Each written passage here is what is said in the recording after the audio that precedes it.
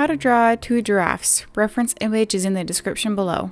I'm going to start left to right. So I start with the eyes and the nose just because those are pretty much pitch black when you're drawing this small.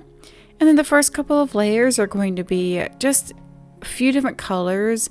I do apply a little bit of some blues, a little bit of some purples, and a little bit of some pinks in there. You'd be surprised the kind of colors that I actually apply in here. But I blend that all in with some browns and a dark sepia color. And then once I have enough layers, then apply a little bit of some orange tones. It's important to make sure you have a sharp pencil, especially for drawing small. Make sure that you are paying attention to the highlights and the lowlights, especially the direction of where the light is coming from too. That way you draw it darker in the section that it's more shaded, lighter in the section with the light coming in. That definitely makes the portrait look a lot more realistic. And then the first couple of layers are usually light.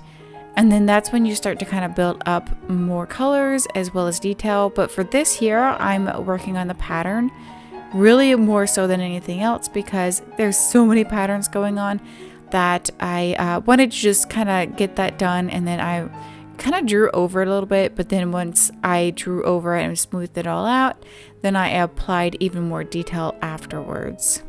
But the first couple of layers are a light blue, a little bit of a light gray, and a light raw umber color. And then I go in with a little bit of the orange just to create those shapes. Now the shapes aren't exactly to the reference image. I have a hard time drawing exactly what I see. So when it comes to this, I just kind of made the own shapes really close as much as possible. But then I went in with the orange and the brown, and depending on what color you apply first, depends on the way it's going to turn out. So this, I did brown down below and then added orange. Up top I did orange and then a little bit of brown, and you could tell that the one up top has more orange tone to it.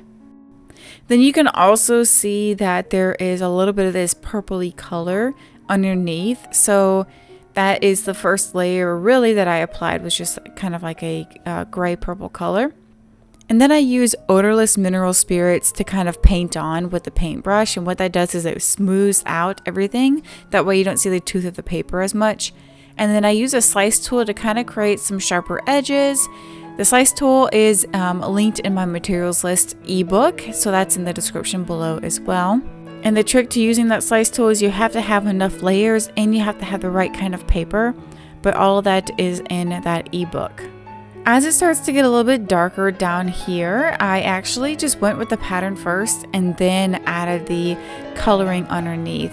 And what that does is it just really keeps those nice and sharp and darkened. That way I kind of also know proportionally where everything is located, because there is quite a color difference between the left side and the right side.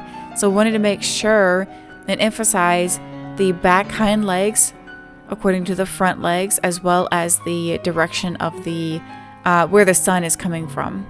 I will say that drawing giraffes is actually pretty challenging because the pattern can be really daunting and just very tedious too. But I really just kind of went with it and tried to make it look as natural as possible rather than just drawing exactly what I see, because I don't always draw exactly what I see. Just kind of go with my instincts most of the time. Now when it comes to the legs, they're very skinny, so pay attention to that too if you're going to be drawing giraffes. Make sure that they look like they're sticks essentially, and then they have bigger elbows. That's really, really important because that's just a key feature of a giraffe. And you can also tell that the legs, the closer to the bottom of the legs, they are a little bit more solid and don't have as much of the pattern going on. So that should be a little bit easier to draw than, the rest of the body. And of course, don't forget to use lighter colors to emphasize some of the highlighted areas, especially if you use mineral spirits to apply over the top. What you can do is, if it gets a little bit too dark, just use a lighter color pencil to create a sense of highlights in some of the areas. Now you can really see that the left hand side is where the sun is actually coming in from.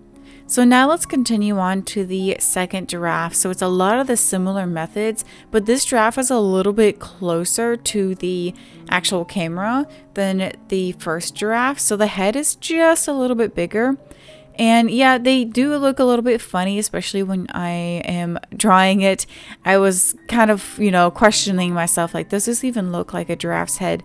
But to be honest, though, it is such a weird process, but it is going to turn out just fine in the end, especially the more layers that you add, the more variety of colors that you add, and making sure that the lights are light and the darks are dark, and a good blend between the two, then it will end up looking just fine. And now you can see I'm just applying that first layer, and then that's when I start to go with the pattern. So you can either do the pattern first or do the first layer first. It just really depends on your preference.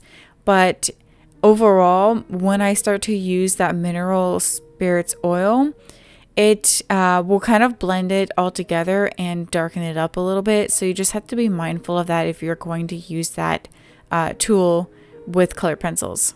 Now I do use a little bit of a white pencil just to kind of create a good sense of a little bit more of a lighter area in between all of it. And then you can go back over too, just to kind of adjust if you really need to.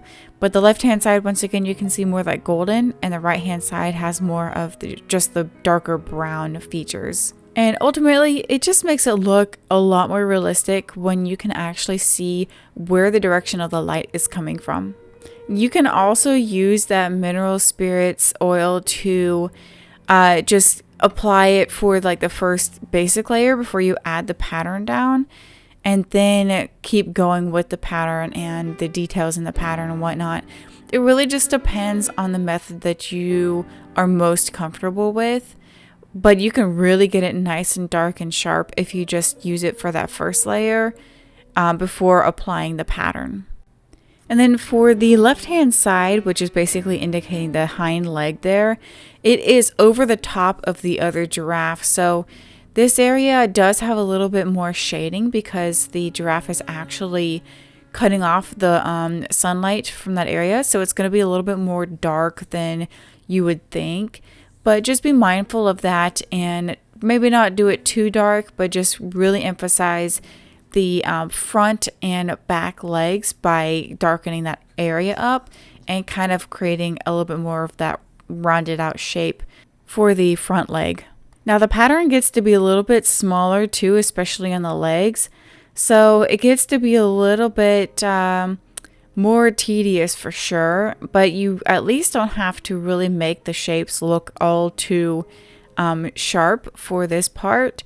Just making sure that it is there and that it kind of blends into the leg. When it comes to colors, I do use a variety of different colors. So I use pinks, I use browns, purples, grays.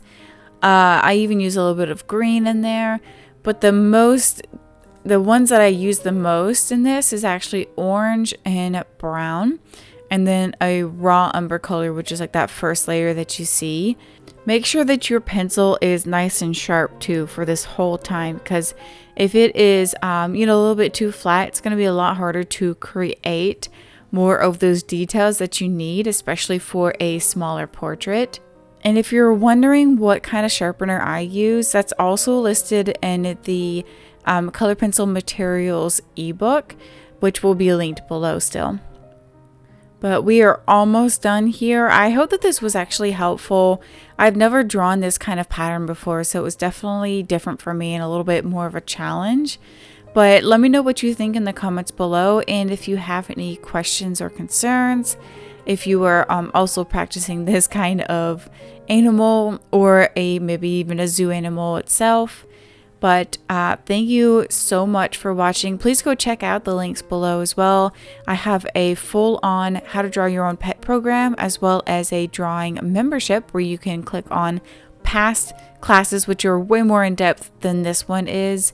But thank you so much. I'll see you in the next one.